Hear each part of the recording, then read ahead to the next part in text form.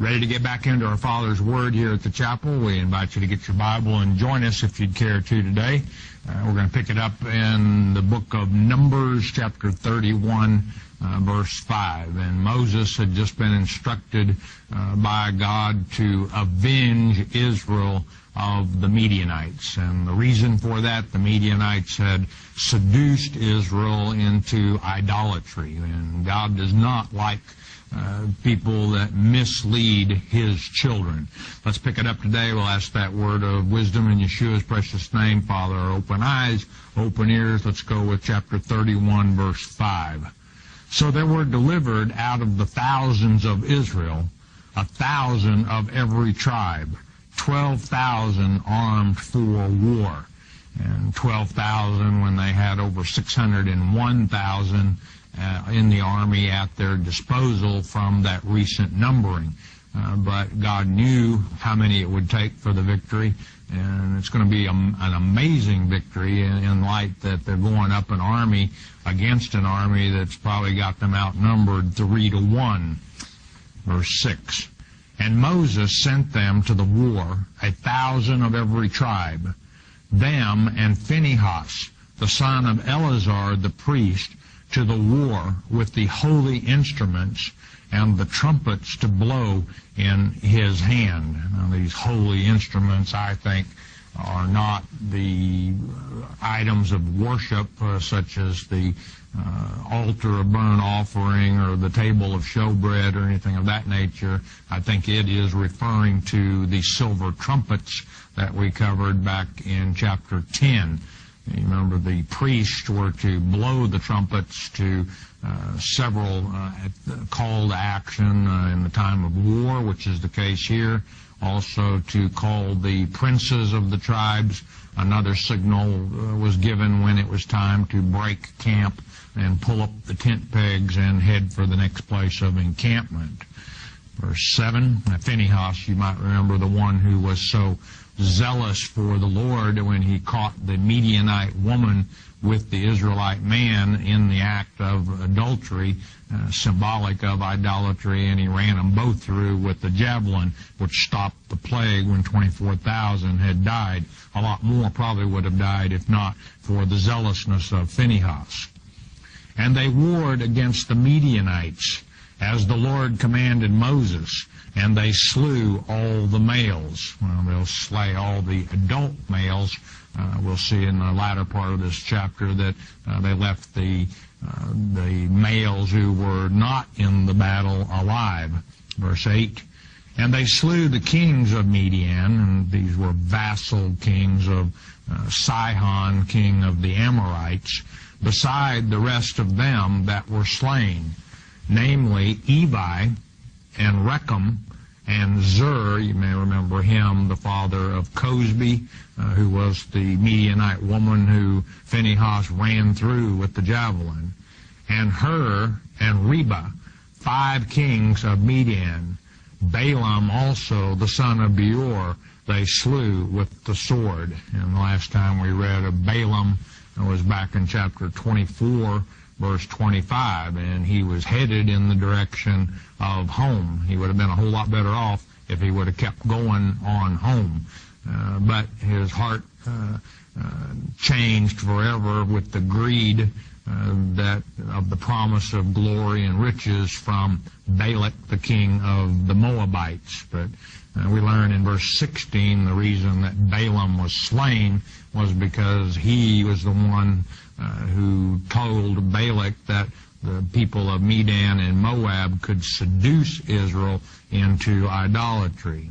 Verse 9, and the children of Israel took all the women of Midian captives, and their little ones, including the males, and took the spoil of all their cattle and all their flocks and all their goods. The land that they are vacating at this point would become part of the land allotted to Reuben and Gad and half of Manasseh on the east side of Jordan, as we'll see when we get to chapter 32.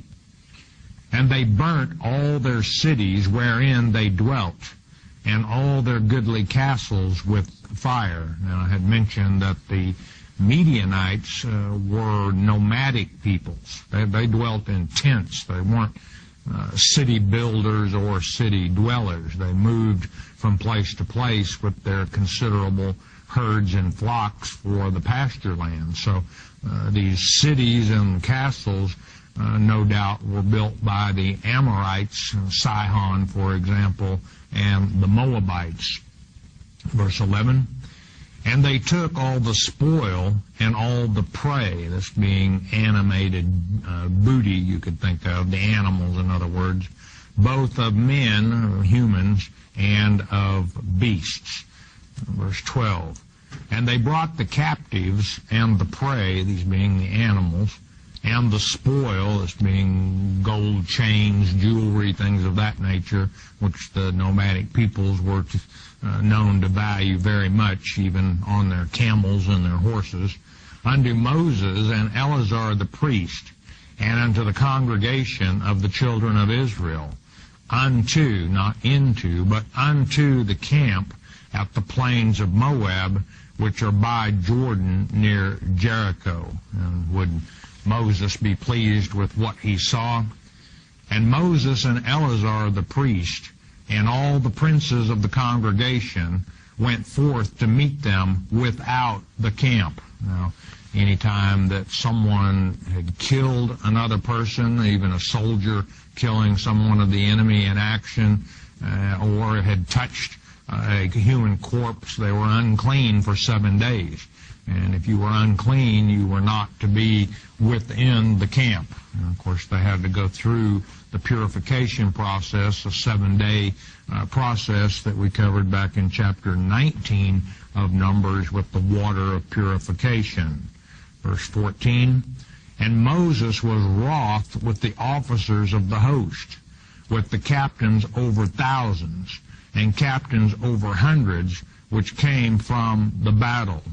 What in the world could Moses be angry about? And Moses said unto them, have ye saved all the women alive? And here we see dissatisfaction and reproof on the part of Moses. Moses was pretty mild-mannered as far as his own concerns, but when it came to matters of the Lord, he was very quick to become, his righteous indignation would flare up in a hurry. These were the same women who had seduced the men of Israel into worshiping Baal Peor and leading them into idolatry. Behold, these caused the children of Israel, through the counsel of Balaam, to commit trespass against the Lord in the matter of Peor, the same as Baal Peor. And there was a plague among the congregation of the Lord. Do you all remember the 24,000 that were killed by the plague? And if not for Phinehas, a lot more of you would have died.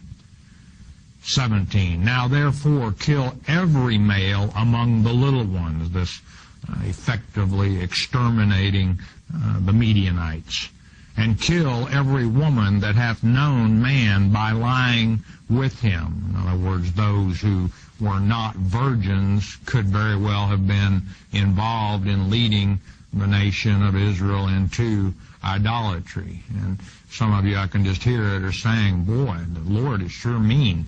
No, the Lord is jealous of his children.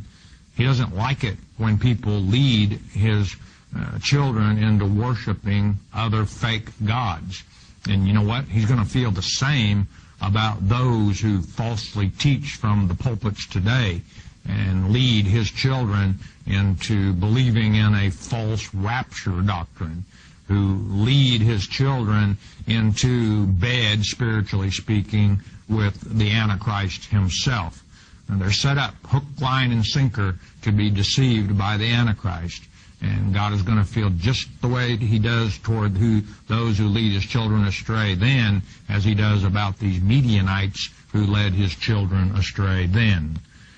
18, But all the women children that have not known a man by lying with him, virgins in other words, keep alive for yourselves. And these, of course, would be made into servants.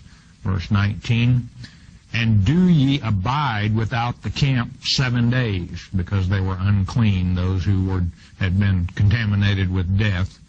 Whosoever hath killed any person, and whosoever hath touched any slain, purify both yourselves and your captives, and the young girls, in other words, on the 3rd day and on the 7th day, as outlined back in chapter 19. We're getting a pretty good review of what we've covered in Numbers, that water of purification. One of the main ingredients, you'll recall, the ashes of a red heifer.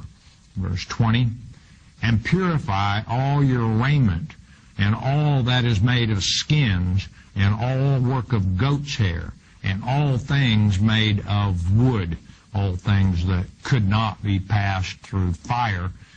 It was necessary for them to be cleansed on the 3rd day and the 7th day in order for them to be considered clean again. Verse 21, and Eleazar the priest said unto the men of war which went to battle, this is the ordinance of the law which the Lord commanded Moses.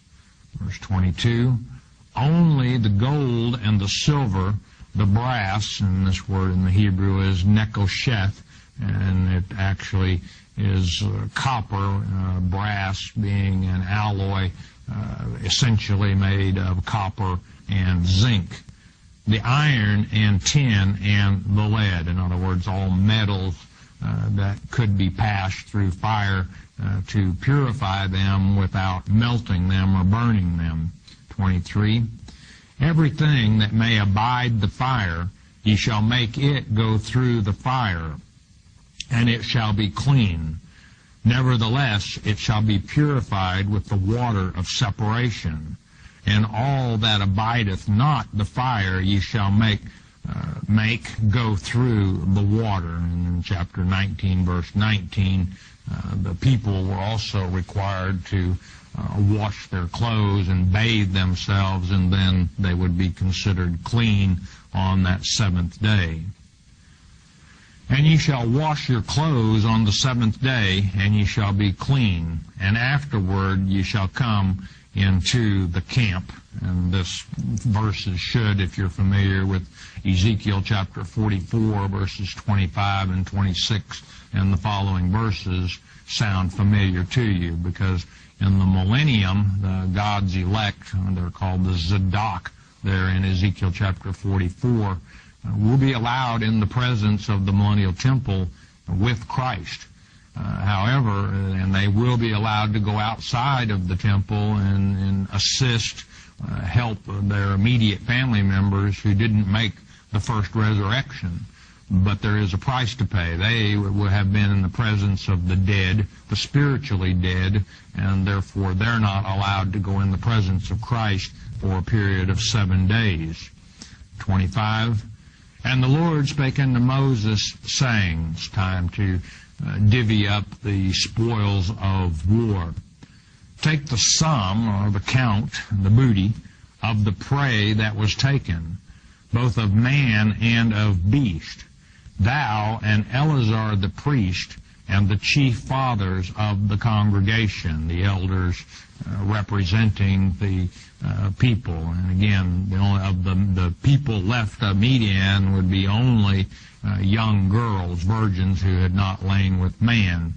Verse 27, and divide the prey into 2 parts, 50-50, right down the middle, between them that took the war upon them, who went out to battle, and between all the congregation. The 12,000 who put their life at risk will receive half of the booty, and then the remaining 590,000, if you will, of the fighting men that were numbered will receive the other half. And levy a tribute. Now this word, check it out, tribute, mekez in the Hebrew, and it means to compute the computed value assigned to Yahweh. and the Lord. And the only time that you see that term is in this particular chapter. And levy a tribute unto the Lord of the men of war which went out to battle, one soul of 500, both of the persons and of the beeves and of the asses and of the sheep. And what's happening here is the Lord claiming for every 500 of the virgin Midianites, one he's claiming to be given to the priest as his representatives. For every 500 of the oxen or beeves, one was to be given to the priest. The percentage comes out to 1/5 of 1%. It will be a little bit higher for those who didn't risk life and limb in the war. 29, take it of, or from, probably better, their half, and give it unto Eleazar the priest for an heave offering of the Lord. And this, in all probability then, are actuality given to the priest for their maintenance, much as tithes were given as to the Lord, but then as his representatives among the people, the priest received it for their sustenance. And this heave offering, a thank offering for the victory. And don't say, look what I did with my own two hands. If God gives you the victory, and God most certainly gave them the victory in this war, as we'll see as we get toward the end of this chapter, give credit where credit is due and thank the Father. The leaders of the military will give more than what the Lord asked for of one of every 500, as we'll see. Verse 30. And of the children of Israel's half, these are those who do not go to war, thou shalt take one portion of 50, and that comes out to 2% rather than 1/5 of 1%. Of the persons, of the beeves, of the asses, of the flocks, flocks can be either sheep or goats. We'll see that the Midianites did not keep goats, but sheep only. Of all manner of beasts, and give them unto the Levites, which keep the charge of the tabernacle of the Lord. And these for the benefit of the priest. And this didn't take on the same characteristic as a vow, because vows, the clean animals would have been offered to the Lord as a sacrifice. Unclean animals would have been sold, and the money, they would have to have been redeemed, as is outlined in Leviticus chapter 27, both the humans and the unclean animals. Verse 31, and Moses and Eleazar the priest did as the Lord commanded Moses. And as I said a moment ago, this is the only place in the Bible that you'll find where the Lord claimed a part of the booty. Now, under King David, the practice of sharing the spoils of war with the congregation pretty much became an accepted rule of thumb. You can read about in 1 Samuel chapter 30, verses 24 and 25, after David's victory over the Amalekites. Now, this is when David had basically a ragtag army of maybe 400, 500, 600 men.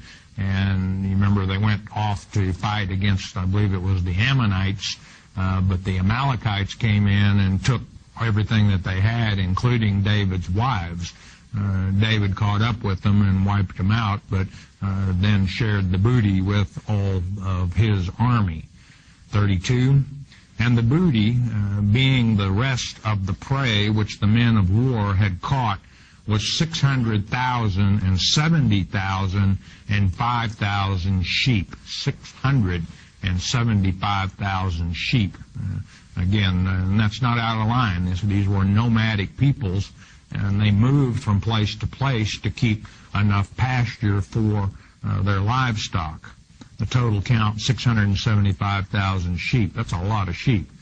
And 12,000 beeves, 72,000 bakar in the Hebrew language, which is cattle. It's an Old English term, but also of a French word for oxen it is originated.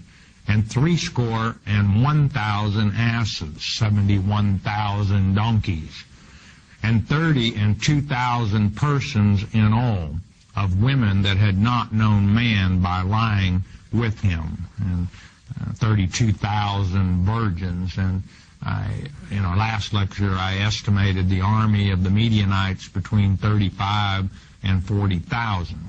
And if you take that number, you would have, and 32,000 virgins here, young girls, would put the overall population of the Midianites between 130 and 150,000 total population, and therefore that's how I arrived at an estimate of 35 to 40,000 men who were of fighting age.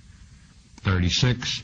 And the half, which was the portion of them that went out to war, was in number 300,007 and 30,500 sheep. Obviously, half of the 675,000 sheep, 337,500. Now that would come out to approximately, you have 12,000 who went to war.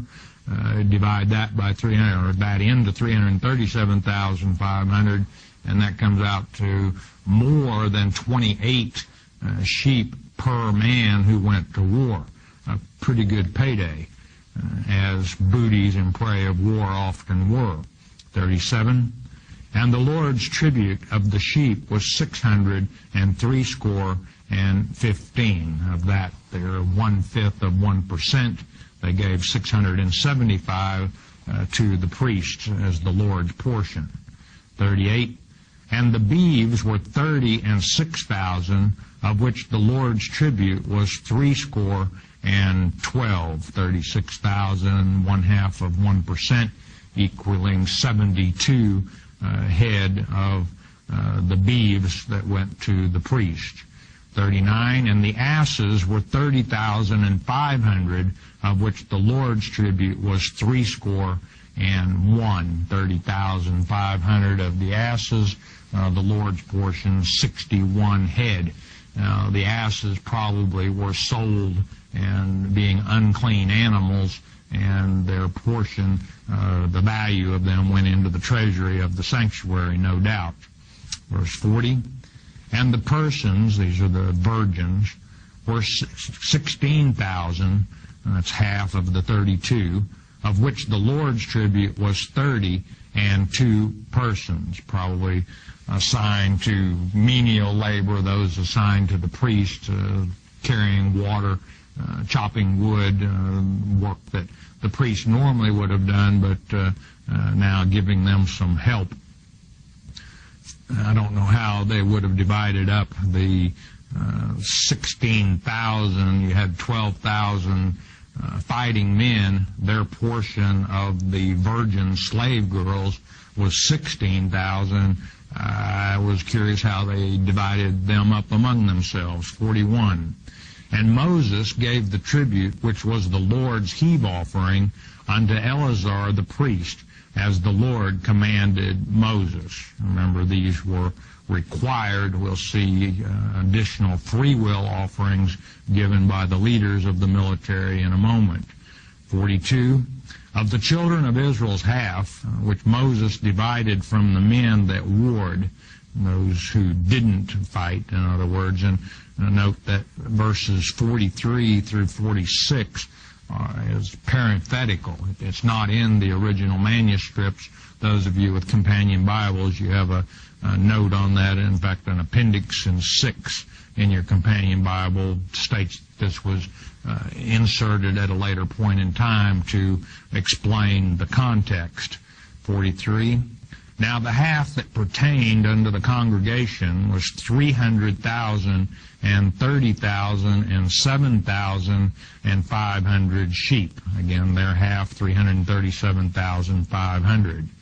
And 36,000 beeves, and 30,000 asses, and 516,000 persons. Verse 47. Even the children of Israel's half, those who did not go to war, Moses took one portion in 50, 2%, both of man and of beast, and gave them unto the Levites, which kept the charge of the tabernacle of the Lord, as the Lord commanded Moses. Now, the priest portion didn't amount to a whole lot when they got 1/5 of 1% of half of the spoils. But this, at 2%, came out to considerably more, because the 2% that the congregation would have given to the tabernacle, or the priest, would be 6,750 sheep, 720 cattle or oxen, 610 asses, and 320 of the young maidens. So a considerably higher number. You might ask, well, what in the world would the priest do with all those animals? Well, when they got into the Promised Land, the priest cities, well, in fact, every walled city, the priests were allocated a certain amount of land adjacent to the walls of the city. The larger the city, the more land that was given, because the land depended on how long the walls of the city were. But the priests were not given an inheritance in the land, don't misunderstand. But, of course, they had to have a place to keep their livestock, and these livestock got them a pretty good start in the Promised Land. 48. And the officers, which were over thousands of the host, the captains of thousands and the captains of hundreds, came near unto Moses. Now, these are the officers who led the 12,000 fighting men into war. It's time to take a casualty count. And they said unto Moses, Thy servants have taken the sum, or the count, of the men of war which are under our charge. In the Hebrew, this is under our hand. Today, we would probably more likely say under their command. And there lacketh not one man of us. Wow. Do you understand that? 12,000 went to war against 35 to 40,000 of the Midianites, and they didn't lose one soldier, not one man. I'll tell you, that's the side I want to be on when we go to war, and we are going into a spiritual war in the very near future. I encourage you to be on the side that God is not going to allow one to be lost. Verse 50. We have therefore brought an oblation. These are the officers, they continue, a voluntary offering for the Lord. What every man hath gotten of jewels, of gold, chains and bracelets, rings, earrings, and tablets, to make an atonement for our souls before the Lord. They're saying here, we just simply are not worthy of God's grace and keeping us alive and all of our men alive when we went into battle. So they're offering as a free, truly a free will offering. God didn't claim part of that. He did claim part of the other booty and prey, and they're doing this of their own accord, giving God the credit for their victory and for the preservation of not only their lives, but the lives of their men as well. 51, and Moses and Eleazar the priest took the gold of them, even all the wrought jewels. 52, and all the gold of the offering, the heave offering, that they offered up to the Lord, of the captains of thousands and of the captains of hundreds, was 16,750 shekels. That's a lot of gold, my friends. 53, for the men of war had taken spoil, every man for himself, the spoils of war. And, you know, at this time, often men would offer themselves up as mercenaries. I don't think very much of mercenaries as far as soldiers, but they would literally make themselves available to fight for a particular nation in hopes that they would be able to take some of the spoils and the booty of war. They'd risk their life for the opportunity to share in the booties and spoils of war. 54, And Moses and Eleazar the priest took the gold of the captains of thousands and of hundreds and brought it into the tabernacle of the congregation for a memorial for the children of Israel before the Lord, no doubt placed in the treasury of the sanctuary. Now, chapter 32, we have a little situation comes up now. The land, a lot of it on the east side of Jordan, has been vacated by the war with the Midianites. And Reuben and Gad and half Manasseh had a lot of cattle and flocks, and they saw that the land was good, had a lot of water, and they said, let us take our land here on this side of the Jordan. Let's get started in chapter 32, verse 1. Now the children of Reuben and the children of Gad had a very great multitude of cattle. And when they saw the land of Jazer and the land of Gilead, that behold, the place was a place of cattle. And they had a lot of cattle. And these are regions on the east of Jordan, Jazer and Gilead. A lot of people referred to them over the centuries as paradise because of the prized pasture lands and access to water. The children of Gad and the children of Reuben came and spake unto Moses and to Eleazar the priest and unto the princes of the congregation, saying, half tribe of Manasseh would also be included with this petition of Reuben and Gad. We had regions mentioned, now cities. Verse 3, Ataroth and Dibon and Jazer and Nimrah and Heshbon and Eleale and Shebam and Nebo and Beon. All of these cities on the east side of Jordan. Verse 4, even the country which the Lord smote. Who smote the country of the Midianites? Well, remember, they didn't lose one soldier on the Israelites' army, so pretty obvious who smote them. Before the congregation of Israel is a land for cattle, and thy servants have cattle, plenty of pasture, plenty of water.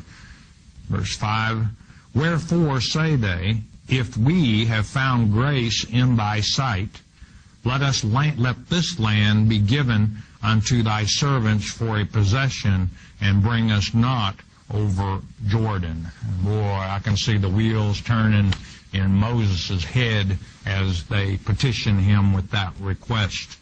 You remember what happened back in chapter 14 when the people would not go into the promised land? That was God's will, that he bring them out of Egypt and take them into the promised land, the land of Canaan.